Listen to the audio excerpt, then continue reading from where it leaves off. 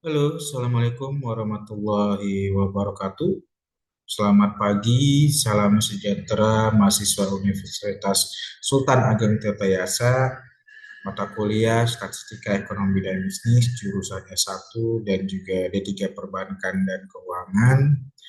Pada sesi ini, yaitu sesi ke-12, materi yang akan kita bahas yaitu tentang ukuran penyebaran data ataupun dispersi juga dan juga tentang kemiringan maupun keruncingan. Dan pada sesi ke-12 ini ada beberapa informasi yang akan saya sampaikan, di antaranya bulan depan pada tanggal 16 Juni itu kita akan menghadapi pelaksanaan ujian akhir semester. Oleh karena itu saya harapkan kalian dapat mempelajari materi-materi sebelum UTS ataupun sesudah UTS dan pelaksanaannya melalui Sepada. Eh, Sebelum saya memulai presentasi ini, untuk presensi di sesi ke-12 di Infodisi Akang, yaitu kalian diharapkan nanti mengisi kehadiran di YouTube channel ini, dan nanti formatnya penulisannya akan saya berikan di grup WA grup masing-masing. Jika tidak ada presensi, maka jika tidak ada kalian menulis yang sesuai di format di YouTube tersebut, maka presensinya tidak ada di si akun tersebut. Oke, kita langsung saja. Saya akan share materinya tentang penyebaran data.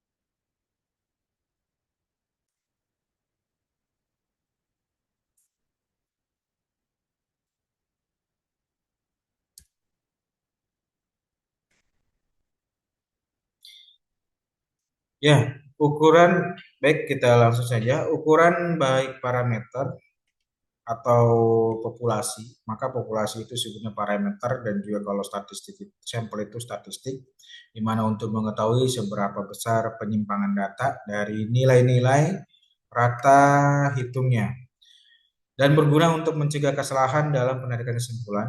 Yang akan dipelajari pada pertemuan ini tentang rentang atau range, deviasi rata-rata, variansi, standar deviasi, dan juga kemiringan ataupun keruncingan. Selanjutnya, next, mengapa sih mempelajari dispersi atau variasi data? Pertama, pusat data seperti rata-rata hitung, median, dan juga modus. Sebelumnya kita sudah membahas tentang rata-rata hitung ataupun means, di mana ada dua metode, yaitu metode secara langsung dan juga metode shortcut. Median dan modus hanya memberikan informasi yang sangat terbatas sehingga tanpa disandingkan dengan dispersi data menjadi kurang bermanfaat dalam menganalisa data. Dispersi data sangat penting untuk membandingkan penyebaran dua distribusi data atau lebih. Ukuran penyebaran atau dispersi paling sederhana, selisih antara nilai terbesar dan nilai terkecil dari data yang sudah terurut. Contohnya, diketahui data penjualan suatu barang sebuah toko Naura fashion dalam satu minggu pertama adalah 57, 67, 65, 61, 59, 65, dan 4. Range-nya di mana nilai yang tertinggi adalah 67, sedangkan yang terendah itu adalah 57 dan sama dengan yaitu 10. Jangkauan relatif kecil sehingga dapat disimpulkan bahwa penjualan relatif homogen pada minggu pertama. Dan yang data berkelompoknya tabel di sini yaitu tentang range, di mana tabel distribusi nilai ujian ada dua kelompok. Kelompok satu memiliki nilai 50, 40, 55, 50, dan 65, dan 6 kelompok. Ada 5 kelompok. Kelompok 2-nya 15, 30, 45, 575, dan juga 85. Jumlahnya yaitu sama 250 dan juga 250. Rata-ratanya jika 250 dibagi 5 yaitu 50. Sedangkan range-nya yaitu dari nilai tertinggi 65 dikurangi 45. Berarti kalau 65 kurangi 45 itu 25, bukan 15. Sedangkan untuk di kelompok duanya adalah 85 dikurangi 30, maka hasilnya adalah 85 dikurangi 15, maka hasilnya adalah 70. Jadi kesimpulannya untuk kelompok 1 ini adalah merata, sedangkan kelompok 2 ini adalah bervariasi. Kenapa sih merata? Karena nilai angka-angkanya tidak jauh signifikan, sangat sekali signifikan. Sedangkan kelompok 2 itu signifikan dari 85, ada 30, 45, dan 15. Ini sangat signifikan sekali, maka nilainya sangat bervariasi. Selanjutnya, sampel nilai UAS statistik dari kelas 2A dan 2B. Hitung range nilai 2A dan 2B. Tarik kesimpulan dari hasil perhitungan range tersebut. Untuk siswanya ada 10 sampelnya, di mana ada kelas 2A dan 2B, dan memiliki nilainya juga di sini. Kalau dilihat secara visual, itu analisisnya yaitu merata juga, dan 2B ini adalah bervariasi. Kenapa bervariasi? Karena 2 itu angkanya hanya 20 saja yang terkecil. Sedangkan untuk range-nya, yaitu yang terbesar itu 80, yang terkecilnya adalah 20. Maka hasilnya adalah 60 range-nya. Sedangkan 2B, yang terbesar 80 dan yang terkecil 25, hasilnya 55. Apakah nilai kelas 2A lebih bervariasi daripada kelas 2B? Tentu tidak, karena yang bervariasi itu adalah kelas 2B. Selanjutnya, range hanya memperhitungkan dua nilai, yaitu nilai maksimum dan nilai minimum, dan tidak didasarkan pada seluruh nilai, sehingga sangat tidak stabil atau tidak dapat diandalkan sebagai indikator dari ukuran penyebaran. Hal ini terjadi karena range sangat dipengaruhi oleh nilai-nilai ekstrim.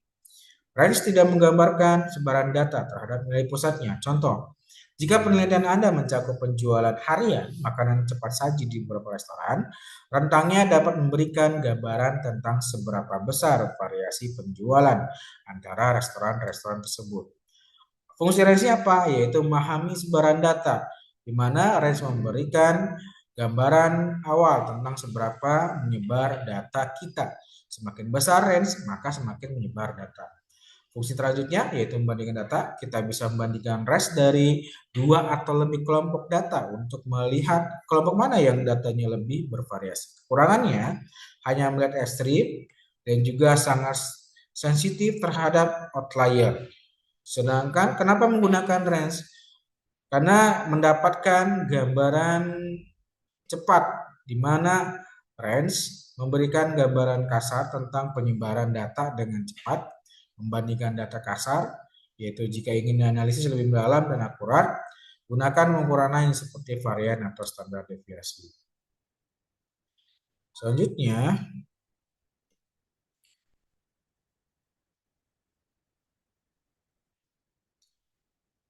penggunaan dalam kehidupan sehari-hari, analisis data, ujian, yaitu menghitung rentang nilai ujian untuk melihat seberapa besar perbedaan antara nilai tertinggi dan juga nilai terendah.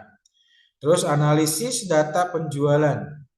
Analisis data penjualan yaitu menghitung rentang harga produk untuk melihat variasi harga produk yang dijual. Analisis data cuaca menghitung rentang suhu dalam satu bulan untuk melihat perbedaan suhu tertinggi dan juga terendah.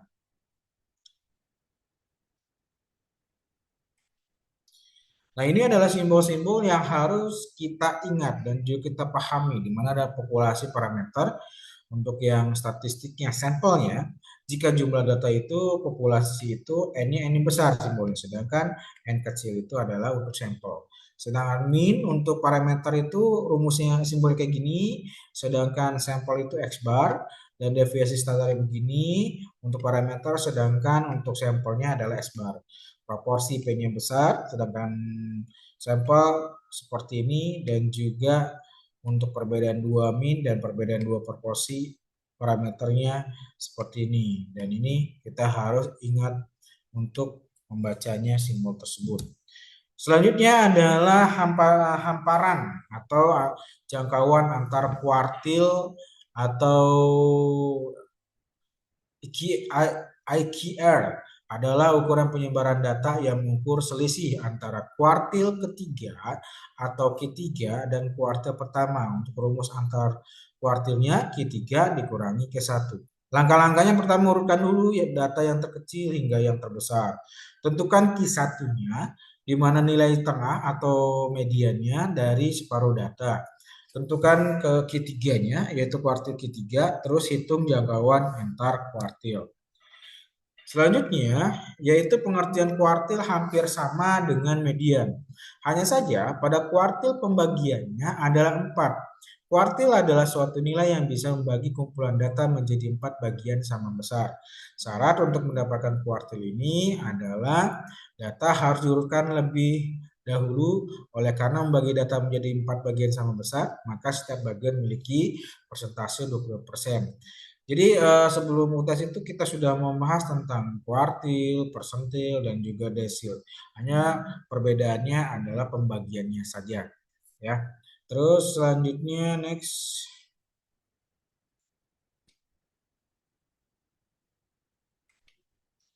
Contohnya, contoh soalnya tentukan jangkauan dari data 8, 3, 7, 5, 7, 10, 12, 5, dan 2.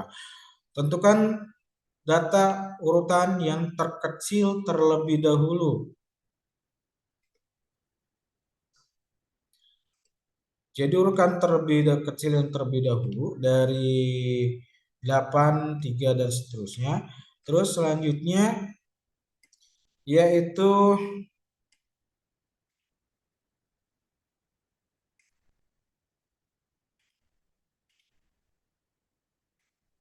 jangkauannya di mana X maksimal dikurangi X minimal. X maksimalnya itu adalah yang terbesarnya adalah 12, yang terkecilnya adalah 2. Maka untuk jangkauannya 12 dikurangi 2, hasilnya yaitu 10.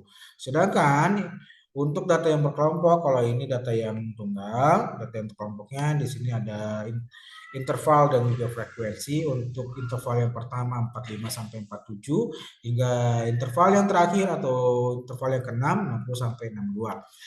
Jadi yang untuk menandakan X maksimalnya mana? Yaitu X maksimalnya di interval yang terakhir. Sedangkan X minimal di interval yang pertama.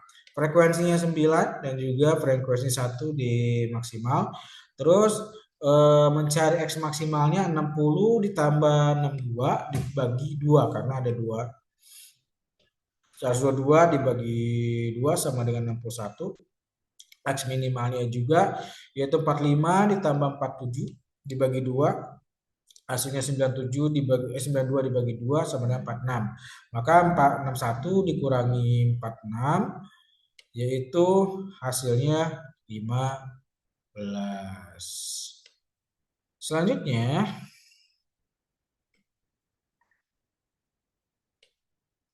selisih antar kuartil dan kuartil atas dan juga kuartil bawah. Rumusnya hampir sama yaitu Q3 dikurangi Q1. Sedangkan simpan kuartilnya setengah dari selisih antara kuartil atas dan kuartil bawah. Rumusnya QD sama dengan setengah kali H atau QD sama dengan setengah dikalikan Q3 dikurangi Q1 atau H-nya itu Q3 dikurangi Q1. Contoh soalnya, tentukan hamparan dan simpangan kuartil dari data 8, 3, 7, 5, 7, 8, 2, 4, 10.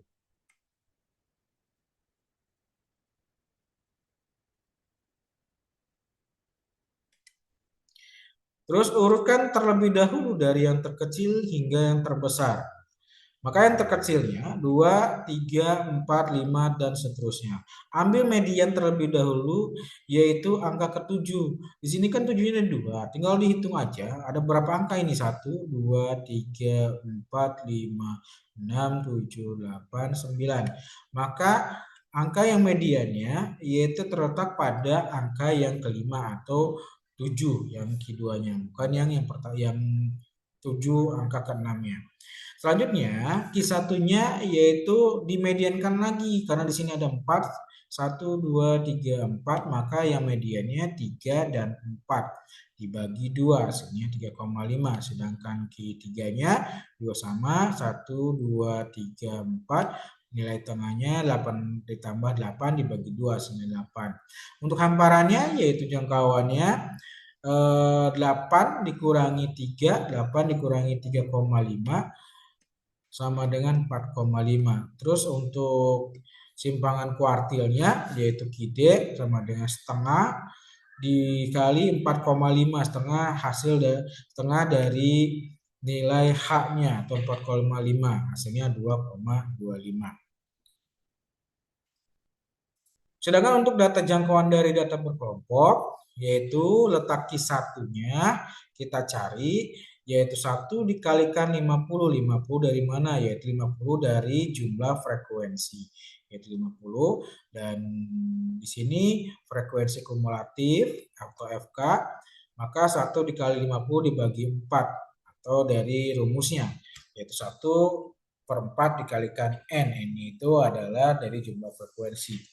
Maka hasilnya 12,5 untuk letak Q1-nya.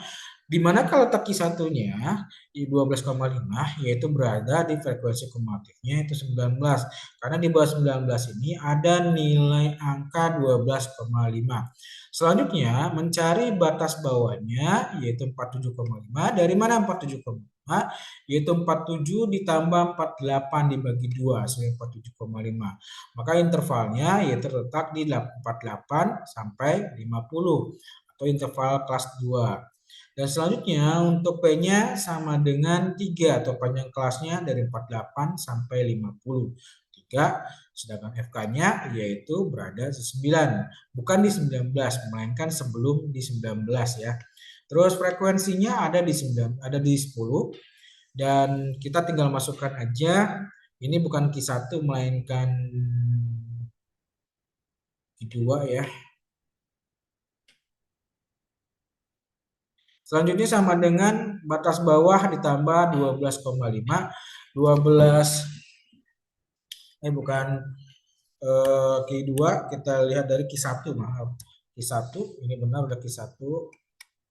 Berarti ini yang salah, bukan Q2, Q1. 12,5 yaitu letak Q1-nya dikurangi 9. 9 itu sebelum FK-nya frekuensi kumulatif. Terusnya lagi 10 dari F-nya frekuensi dikalikan 3 yaitu panjang. Jumlahkan terlebih dahulu dari dalam kurung ini, setelah dijumlahkan baru ditambahkan. Hasilnya 1,05 ditambah 47,5 jadi 48,55. Itu untuk Q1-nya. Sekarang kita cari Q3-nya. Cara letak Q3-nya yaitu karena di sininya Q3, maka di itunya juga 3 bukan 1. Kalau Q1 berarti 1. 3 kali 50 dibagi 4 sama dengan 37,5. 50 ini dari jumlah frekuensinya dibagi 4 hasilnya 37,5. Nah, 37,5 ini batas bawahnya berada di mana tuh? Posisinya carinya. Berarti bukan di 19 ataupun 32, melainkan di sini 41 karena di bawah 41 itu ada angka frekuensi kumulatif 37,5. Maka interval kelasnya berada di 54 sampai 56. Batas bawahnya 54 ditambah 53 dibagi 2, hasilnya 53,5. Panjang kelasnya sama 3, frekuensi kumulatifnya 32 sebelum 41. Frekuensinya adalah 9 yaitu di sini. Terus selanjutnya yaitu H-nya, hamparannya, maka 55,33. 55,3 ini Q3-nya, hasil Q3 dikurangi Q1 yaitu 55,3 dikurangi 48,55. Hasilnya 6,78. Untuk simpan kuartilnya setengah dari nilai H-nya adalah 6,78. Maka 6,78 kali setengah yaitu 3,39. Itu adalah untuk simpangan kuartil dan juga hamparan. Bagaimana? Mudah bukan? Statistika ekonomi dan bisnis mudah bukan? Bukan, ya memang bukan. Nah, kita lanjutkan lagi. Deviasi rata-rata atau mean deviation atau MD simpulnya. Rata-rata hitung dari nilai mutlak deviasi rata-rata nilai data pengamatan dengan rata-rata hitungnya. Yang mana MD populasi, mean deviation, yaitu sama dan juga MD sampel. Perbedaannya adalah di sini. Kalau misalkan populasi N-nya besar, sedangkan sampel N-nya kecil, dan juga untuk simbolnya ini means-nya juga means parameter, sedangkan sampel means statistik. Bedanya itu saja. Contoh soalnya, deviasi rata-rata. Contoh deviasi rata-rata. Di sini ada dua kolom, ada 5 sampel yaitu 48, 52, 56, 62 dan 67. Sedangkan untuk ini minusnya 9, 5, 1, 5 dan 10. Jumlahkan 285, mencari minusnya yaitu 48 ditambah 52 dan seterusnya dibagi 5 atau 285 dibagi 5. Ya kan jumlahnya juga ada 5. Maka 57 kg. Sedangkan mean deviation-nya yaitu 9 ditambah 5 tambah 1 tambah 5 tambah 10 bagi 5 sama dengan 6. Nah, selanjutnya untuk mencari deviasi rata-rata tunggalnya, tentukan deviasi rata-rata dari data 2, 3, 6, 8 dan 11. Rumusnya DR sama dengan atau deviasi rata-rata atau MD atau mean deviation sama dengan sigma XI dikurangi X bar dibagi N, ini yang kecil. Selanjutnya mencari dulu X bar-nya, kita buat tabelnya atau dijumlahkan terlebih dahulu dari 2, 3, 6, 8, 11 dibagi 5 karena ada 5. Nah, selanjutnya dibuat tabel di mana X-nya yaitu 2, 3, 6, 8, 11 dari data tunggal.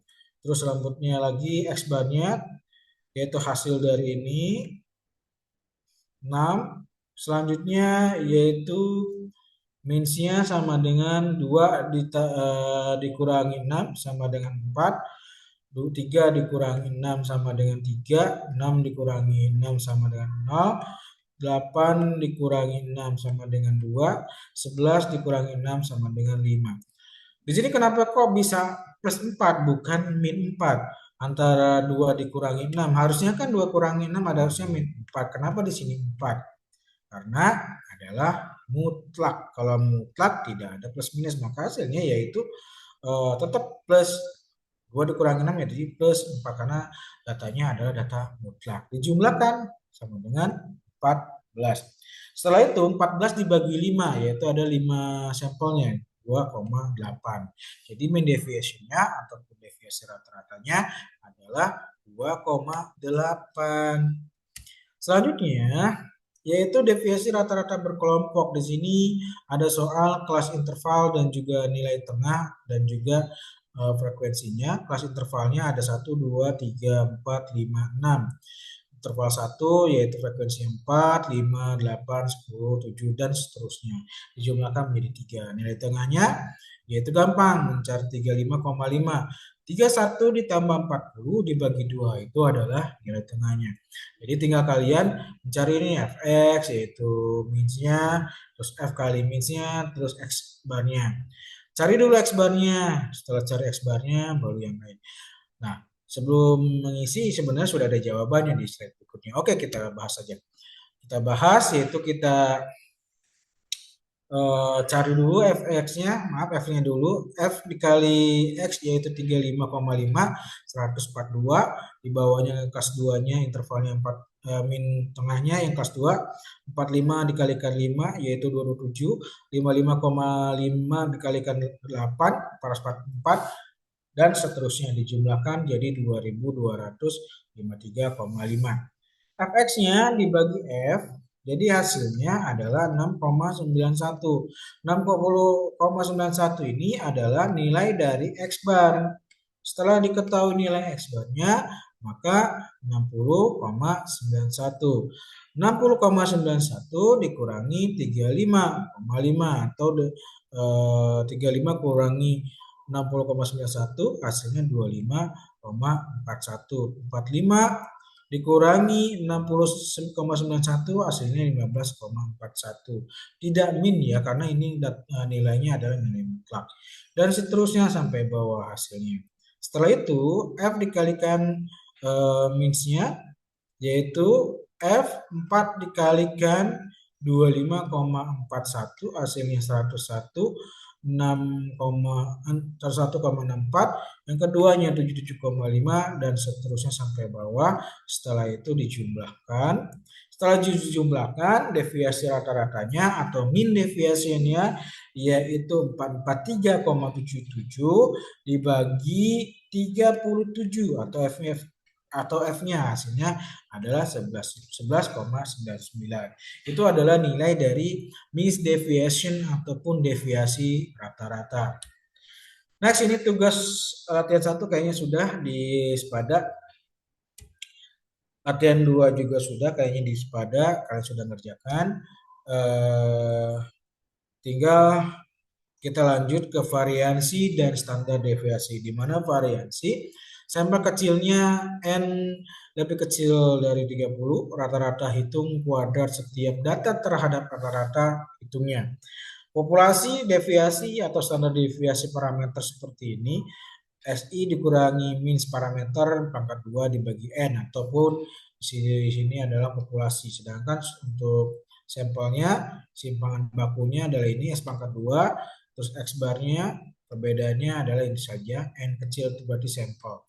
Standar deviasi sampel kecil N lebih kurang dari 30, akar kuadrat dari variansi dan menunjukkan standar penyimpangan data terhadap nilai rata-ratanya. Standar deviasi sama dengan akar simpangan baku pangkat 2 sama dengan akar sigma X min statistik pangkat 2 dibagi sampel dikurangi 1. Itu untuk standar deviasi, sedangkan variansinya adalah ini. Selanjutnya yaitu variansi sampel besar, N lebih besar dari 30, rata-rata hitung kuadrat setiap data terhadap rata-rata hitungnya. Rumusnya S pangkat 2 sama dengan sigma kalikan XI dikurangi X bar ataupun min statistik di pangkat 2 dibagi sampel. Standar deviasinya yaitu rumusnya standar deviasi sama dengan akar simpangan baku pangkat 2 akar sigma min statistik pangkat 2 dibagi sampel. Itu rumusnya. Dan contohnya, contoh variansi dan standar deviasi.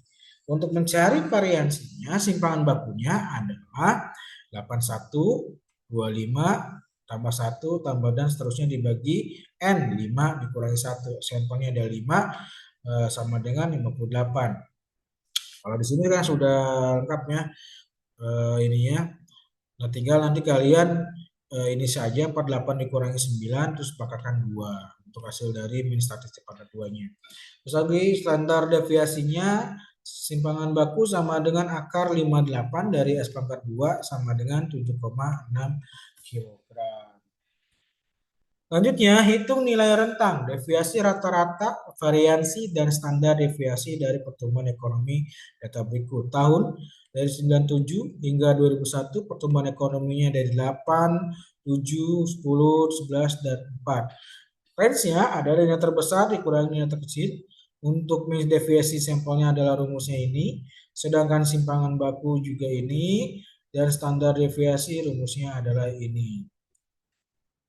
Selanjutnya adalah ukuran penyebaran data kelompok.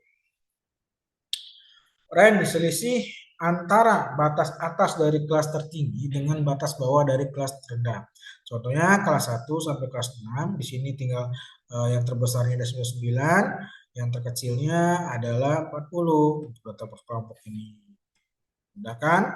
Jadi hasilnya range-nya 59. Untuk deviasi rata-ratanya, deviasi rata-rata untuk berkelompok, rumusnya mean deviation sama dengan sigma fi atau f dikalikan x dikurangi x bar dibagi sampel. Hitung deviasi rata-rata dari berikut. Di sini ada kelas interval sampai 6. Skornya juga macam-macam, berbeda-beda, frekuensinya juga berbeda-beda. Kita buat seperti ini tabelnya, di mana untuk yang pertama, tabel pertama adalah skor sama dengan yang pertama tadi. Terus F frekuensinya dijumlahkan menjadi 40, terus X-nya yaitu 44,5, di mana XI itu adalah means atau nilai tengahnya, bukan means, mediannya, nilai tengahnya. Dari mana mediansnya? Yaitu 40 ditambah 49, jadi 44,5. Yang kedua juga sama, 50 tambah 59 dibagi 2, 60 ditambah 69 dibagi 2, kelas 3-nya.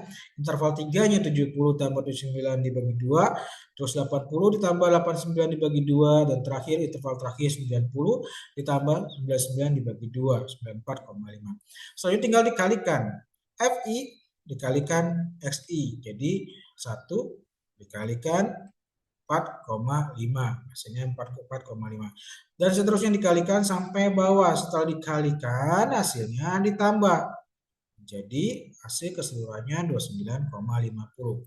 Selanjutnya cari minsnya. Min statistiknya atau XI dikurangi X bar.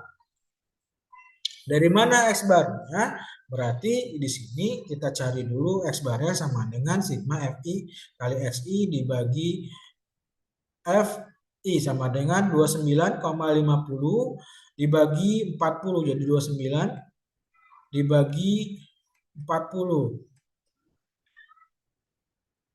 Hasilnya 73,75. 73,75 dikurangi 44,5, hasilnya 29,5. Interval pertama.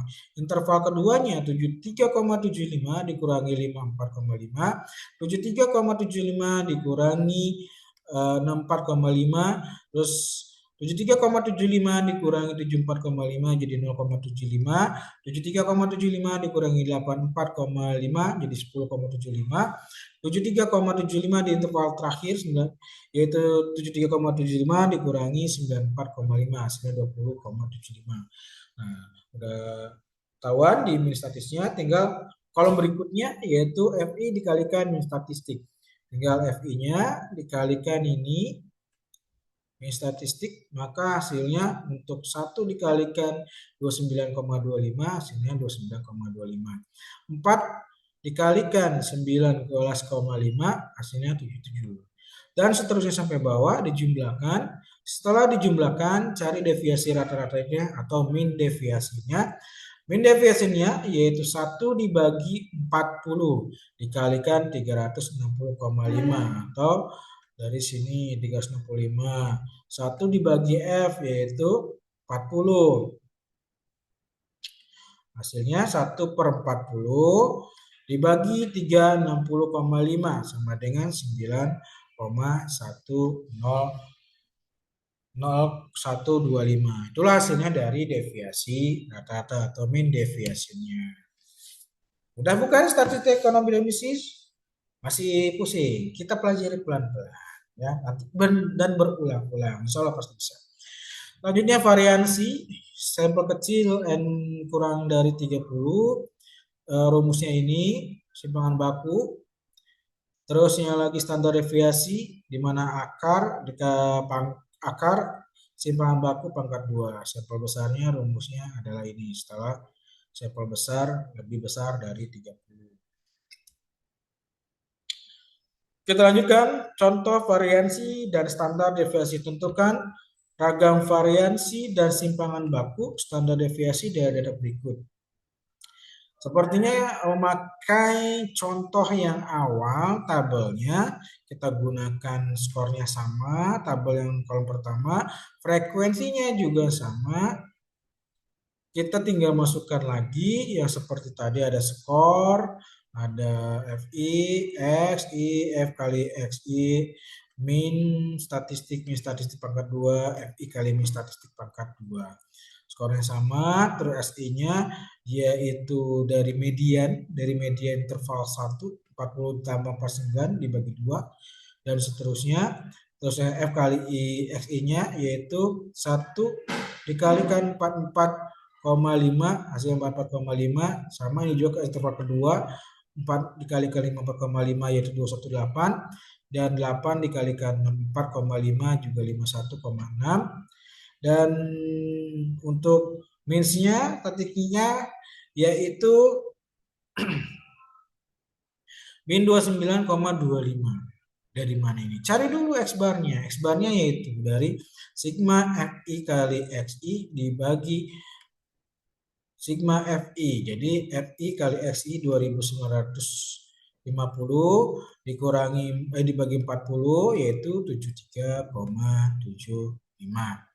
Selanjutnya adalah mencari FI kurangi X bar. Maka yaitu 73,75 dikurangi 44,5, yaitu hasilnya bukan minus ya, harusnya plus ini karena nilainya mutlak. Jadi 29,25 untuk yang pertama, yang keduanya 19,25 dan seterusnya sampai bawah. Dan 3,75 ini dikurangi dari nilai ini X nih setiap interval. Selanjutnya tinggal min statistik dipangkat 2 kan, dari 29,25 pangkat 2 kan, jadi 855 terus dan seterusnya sampai bawah. Sedangkan untuk yang ini tinggal FI-nya itu dari sini, interval yang pertama 1 dikalikan 855,56 dan dijumlahkan. Setelah dijumlahkan tinggal dicari yaitu simpangan bakunya, yaitu simpangan baku sama dengan FI dikalikan XI dikurangi X bar pangkat 2 dibagi sampel. Terus min statistiknya 5477 dibagi N-nya adalah 40. Hasilnya 136,98. Mencari simpangan bakunya jadi 136,94 akar sama dengan 11,7. Itu adalah variansi dan standar deviasi. Nah, sebelum kita lanjut, statistika mudah bukan? Mudah dan menyenangkan bukan? Kalau mudah tidak Pak, kalau menyenangkan insya Allah. Ya kita pelan-pelan saja dan juga tetap kita pelajari terus menerus. Kalau ada pertanyaan silakan komen di bawah YouTube ini.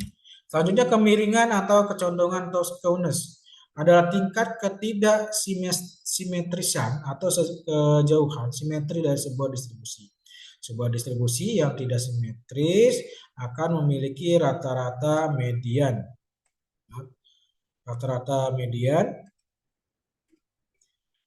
dan modus yang tidak sama besarnya atau tidak sama dengan ME, tidak sama dengan MO, sehingga distribusi akan terkonsentrasi pada salah satu sisi dan kurvanya miring.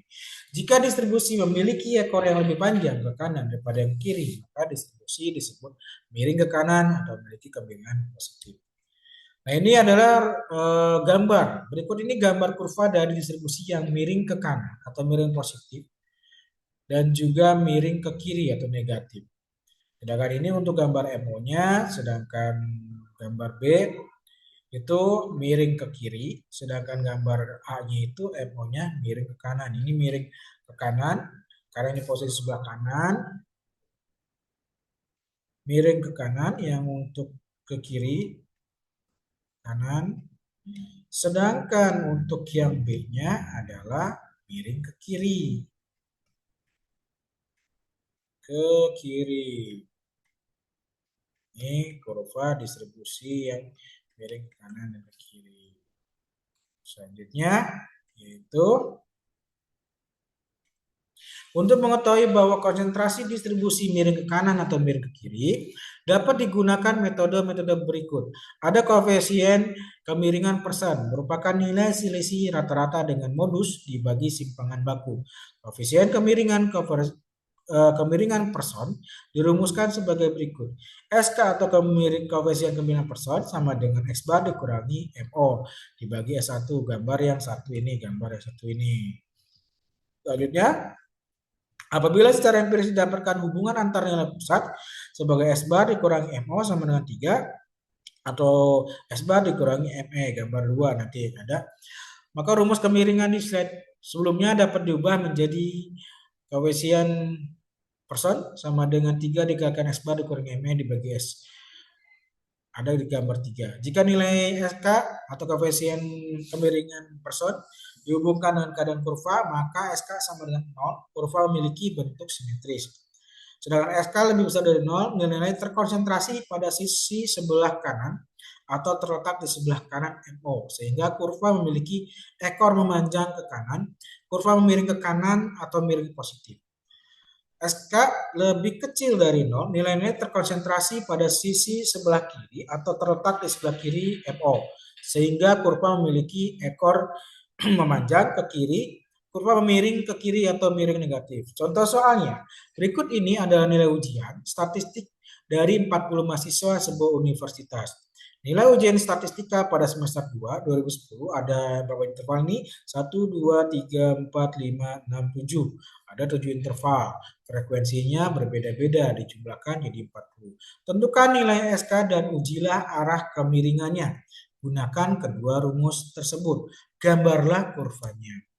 Nah, penyelesaiannya jangan dilihat dari tabel ini banyak amat Pak, angkanya begini dulu saja dipusing Pak. Ya, kita proses satu-satu dulu ya. Kalau lihat gambarnya memang pusing gitu. Selanjutnya kolom 1, kolom 2-nya yaitu dari median, nih atau nilai tengah, yaitu 31 ditambah 40 dibagi 2, 35, 5,5. F-nya frekuensinya, terusnya X2 ini adalah X ya. Jadi min 4, min 3, min 2, min 1, 0. Dan juga 1 dan 2. Dan selanjutnya yaitu X2-nya sama dengan tinggal dikalikan saja. Ya, dikalikan ini pangkat 2, bukan kalikan, pangkat 2. Terusnya F kali X, F kali X-nya yaitu 4 dikalikan 4 jadi 16, 3 dikalikan 3,2 yaitu min 9, 5 dikalikan min 2 sama dengan 10, min 10, 8 dikalikan min 1 sama dengan min 8 dan seterusnya. Setelah itu dijumlahkan menjadi min 32. Sedangkan Fx pangkat 2 tinggal dipangkatkan yang ini, pangkatkan 2. Terus dijumlahkan 134. Selanjutnya S bar sama dengan M ditambah C dikalikan sigma F kali U dibagi sigma F sama dengan 75,5 ditambah 10 atau dikalikan min 32 dibagi 40 sama dengan 75,5 dikurangi 8 sama dengan 67,5. Nah, ini pertanyaannya, kok di sini ada 75, berarti dari mana nih 75 ini? Ya kan? Dari mana coba? Dari mana? 100 dibagi ini berapa? 7. 75,5. Karena di sini penyelesaiannya yaitu N dibagi 4. Jadi berapa? 75,5. Selanjutnya 67,5. Selanjutnya C akar sigma F kali X pangkat 2 dibagi N dikurangi sigma F pangkat 2 Fx dibagi N pangkat 2 jadi 10 C-nya. Selanjutnya yaitu 134 dibagi 40 dikurangi min 32 dibagi 40 pangkat 2 sama dengan 10 dikalikan 1,2 hasilnya 16,2. ME-nya sama dengan B batas bawahnya 60,5. 60 ditambah 61 bagi 2. Selanjutnya setengah dikalikan N 40 dikurangi 12 dibagi 8. C-nya adalah 10. Ya. Seharusnya ini kurang 1. Untuk mencari ini harus ada FK-nya, frekuensi kumulatifnya nih. Biar lebih mudah. Oke. Selanjutnya sama dengan 60,5 ditambah 10 sama dengan 70,5. Sedangkan MO-nya sama dengan L ditambah D1 ditambah dibagi D1 tambah D2 dibagi C, dikalikan C. L-nya adalah 70,5 70 ditambah 71 dibagi 2 ditambah 4 dibagi 4 tambah 5 dikalikan 10 sama dengan 70,5 tambah 4,44 sama 74,94. SK-nya sama dengan X bar dikurangi MO jadi 6,74 atau 5 lah dikurangi 74,94. Berarti dikurangi ini 74,94 dibagi S-nya adalah 16,2 sama dengan min 0,46. Oleh karena nilai SK-nya negatif atau min 0,46, maka kurvanya miring ke kiri atau miring negatif. Nah, ini gambar kurvanya. Jadi miring ke kiri karena ini negatif 0,46. Miring ke kiri. Oke, selanjutnya adalah koefisien kemiringan Pauli. Berdasarkan pada hubungan kuartil K1, K2, dan K3 dari sebuah distribusi, koefisien kemiringan Pauli dirumuskan, yaitu SKB sama dengan K3 dikurangi K2 dikurangi K2 kurangi K1, K3 dikurangi K1 ditambah K2 dikurangi K1, sedangkan selanjutnya yaitu SKB-nya K3 dikurangi 2, K2 plus minus K1 dibagi K3 kurangi 1 atau dilihat untuk kuartil 1 yaitu 25% dari data. Sedangkan kuartil 2 yaitu median 50% dari data atau setengah. Dalam kuartil 1 itu 1/4, sedangkan kuartil 3 yaitu 3/4 atau 75% dari data. Koefisien kemiringan Pauli yang disebut juga kuartil koefisien kemiringan apabila nilai SKB apabila nilai dihubungkan dengan keadaan kurva didapatkan jika K3 kurangi K2 lebih besar K2 dikurangi K1, maka distribusi akan miring ke kanan atau miring secara positif. Sedangkan K3 dikurangi K2 lebih kecil, K2 kurangi K1, maka distribusi akan miring ke kiri atau miring secara negatif. Yang ketiganya, SKB positif berarti distribusi miring ke kanan. SKB negatif berarti distribusi miring ke kiri. Bisa dilihat di gambar yang ke-1. SKB sama dengan plus minus 0,10 menggambarkan distribusi yang miring, tidak berarti dan SKB lebih besar dari 0,30 menggambarkan kurva yang miring berarti. Contoh soalnya, tentukan kemiringan kurva dari distribusi frekuensi berikut. Nilai ujian pengantar akuntansi dari 111 mahasiswa 2024. Di sini ada tabel nilai ujian dan frekuensi, terus buat lagi satu kolom yaitu frekuensi kumulatif 4 tambah 9, 13, 13 tambah 25, 38, 38 tambah 40, 78, 78 tambah 28, 106, 106 tambah 5, 111. Jadi jumlahnya frekuensi kumulatifnya 111 dan untuk Q1-nya berada di interval 40 sampai 49. Keduanya 50 sampai 59, ketiganya 60 sampai 69. Dari mana sih? Oke, kita cari.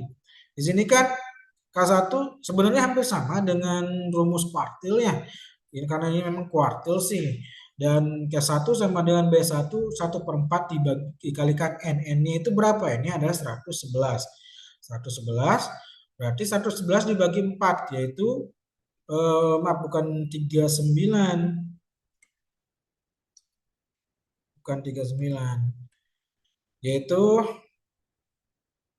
27,75. Nah, di sini 27,75 itu berada di mana nih frekuensi kumulatifnya?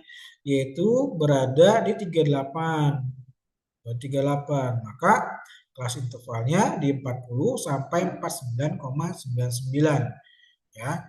Nah, batas bawahnya kenapa 39,995? Batas bawahnya tinggal 40 ditambah 39,99 dibagi 2 hasilnya 39,995. Selanjutnya dikurangi 13. 13 itu adalah kumulatif frekuensi kumulatif sebelum ditentukan 38 yaitu 13. Selanjutnya frekuensinya yaitu 25. Frekuensinya berada di 25. Panjang kelasnya adalah 40 sampai 49 adalah 10. Tinggal dijumlahkan. Jumlahkan terlebih dahulu yang ini. Hasilnya adalah 45,895. Itu untuk kelas 1. Kelas 2-nya atau sama dengan kelas 4. Dari mana kelas 4? Kelas 2-nya, K2-nya sama dengan B2 ditambah setengah N. Setengah N itu berarti 50% dikurangi sigma F2 dikalikan 0, O, 0 dikalikan, bukan 0, O dikalikan C dibagi FK2. Sama aja sih jalannya seperti yang tadi. Di sini tentukan dulu 1/2 N. N-nya adalah 111, yaitu 55,5. Nah, 55,5 ini berada di interval berapa? Di sini ada di 78, interval 78, maka 50 sampai 59,99 itu adalah Q2-nya, intervalnya. Sedangkan F-nya adalah 40, panjang kelasnya adalah 10. Kan tinggal gampang, frekuensi kumulatif sebelum sebelum 78 ya 38. Di bawahnya juga sama nih, K3, cuma pembaginya yaitu 3/4 atau 75%. K3 sama dengan 8 B3 ditambah 3/4 N, N-nya 111, dikalikan 3 dibagi 4 hasilnya 83,5. Nah, 83,5 ini berada di kelas interval berapa?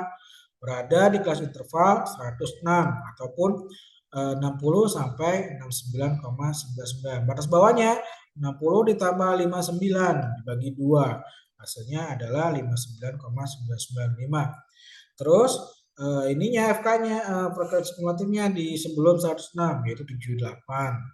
Frekuensinya 28, panjang kelasnya 10 sama dengan 61,87.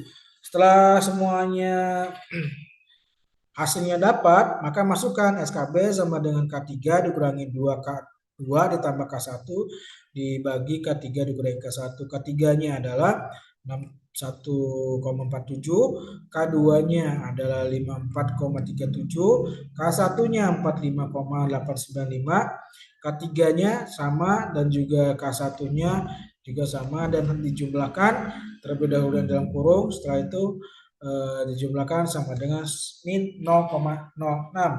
Maka kalau min 0,6 berarti kemencengnya itu ke kiri, kemencengannya berarti ke kiri karena negatif ya. Selanjutnya koefisien kemiripan persentil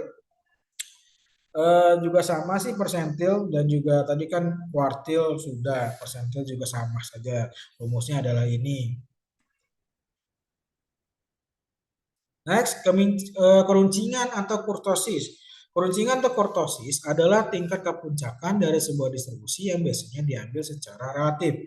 Berdasarkan keruncingannya, kurva distribusi dapat dibedakan menjadi 3, yaitu leptokurtik merupakan distribusi yang memiliki puncak relatif tinggi, platikurtik distribusi yang memiliki puncak hampir mendatar, sedangkan mesokurtik distribusi yang memiliki puncak tidak tinggi dan tidak mendatar. Bila distribusi merupakan distribusi metris, maka distribusi mesokurtik dianggap sebagai distribusi normal. Nah ini, kalau leptokurtik ini yang di atas nih, yang pertama nih. Sedangkan mesonya ada tengah-tengah, sedangkan platikurtik adalah yang bawah ini. Untuk mengetahui keruncingan suatu distribusi, ukuran yang sering digunakan, koefisien keruncingan atau koefisien kurtosis dilambangkan dengan alfa 4 jika hasil perhitungan koefisien keruncingan diperoleh nilai lebih kecil dari 3, maka distribusinya kalau kecil dari 3 disebut pletikurtik kalau kecil dari 3. Kalau lebih besar namanya leptokurtik kalau sama dengan mesokurtik. Di sini ada nilai koefisien keruncingan. Nah, untuk data tunggal rumusnya data tunggal sama dengan 1/n kalikan sigma X dikurangi X bar dipangkat 4 dibagi simpangan baku pangkat 4. Ini rumusnya. Bukan rumusnya, ini contoh soalnya. Tentukan keruncingan kurva dari data 2, 3, 6, 8, 11. Data tunggalnya. Masukkan ke tabel.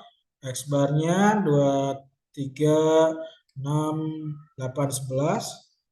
Yang pernah saya bahas tadi. Sebelum slide ini.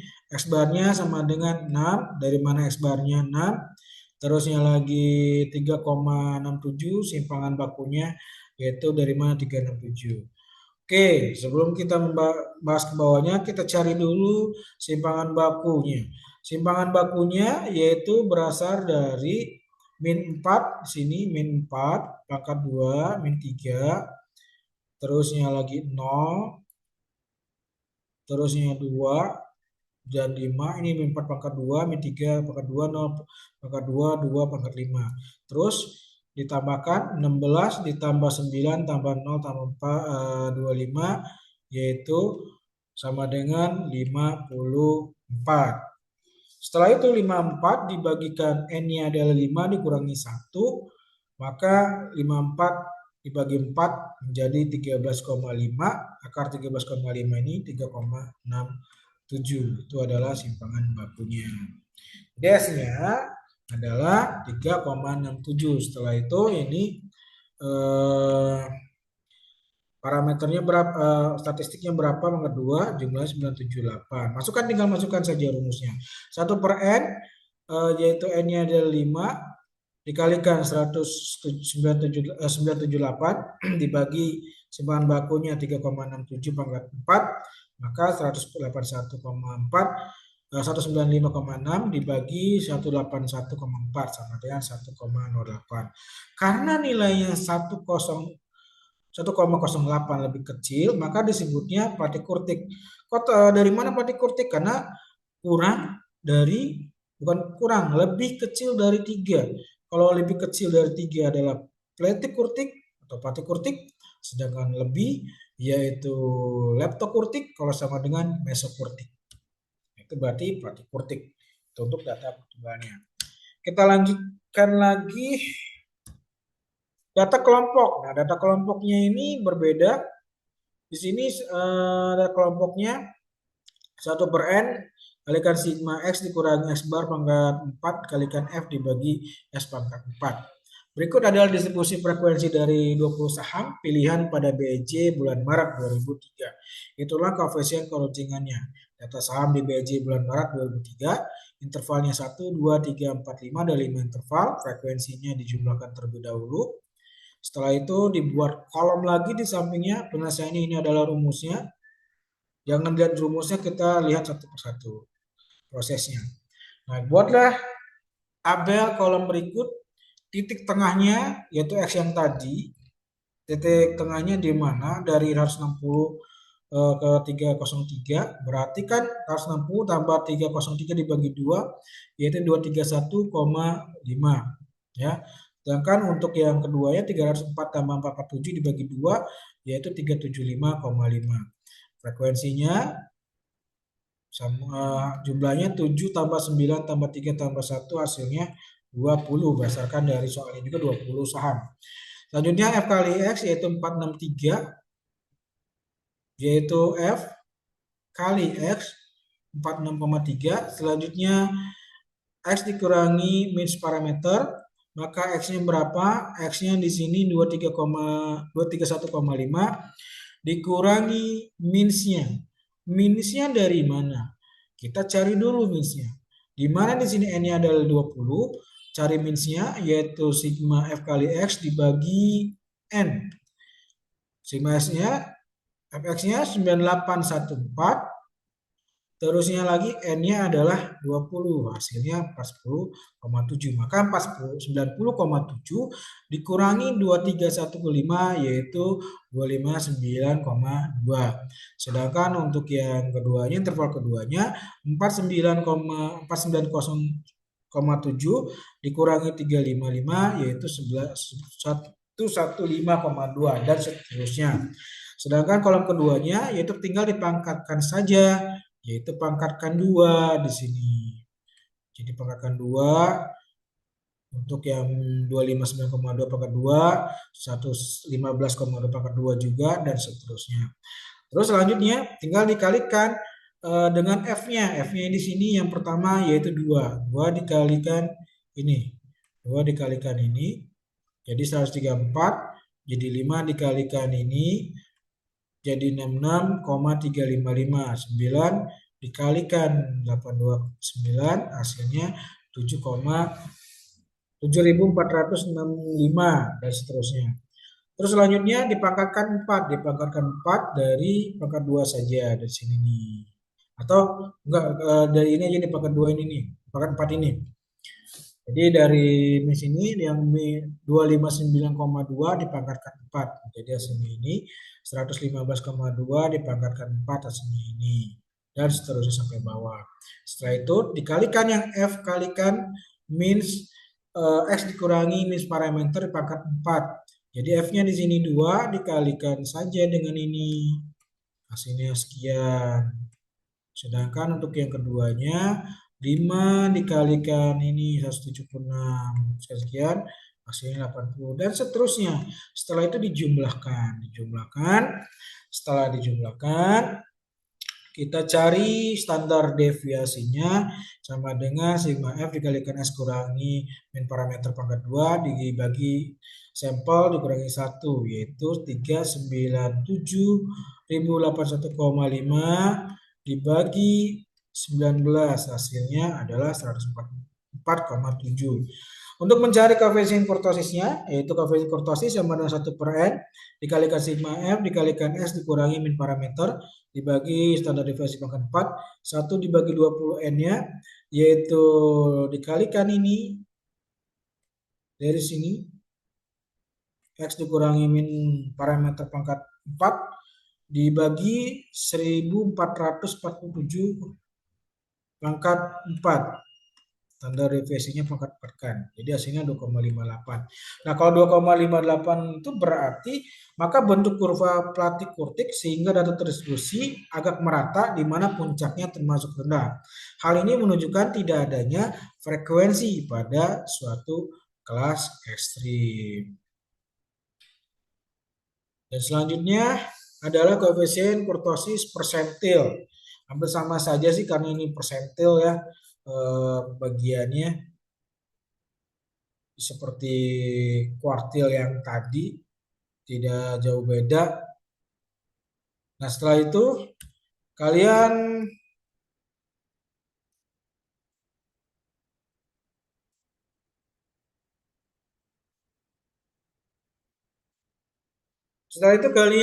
ada tugas di mana tugas ini kalian kerjakan di rumah. Kerjakan di rumah di atas lembarnya nanti saya kirimkan materi di Sepada. Oke, kalau misalkan ada pertanyaan, kalian tanya saja di YouTube channel ini, dikomentarin, nanti insya Allah saya akan menjawabnya dengan cepatnya. Oke, kalau gitu, terima kasih semuanya. Materi ini sesi ke-12 telah selesai.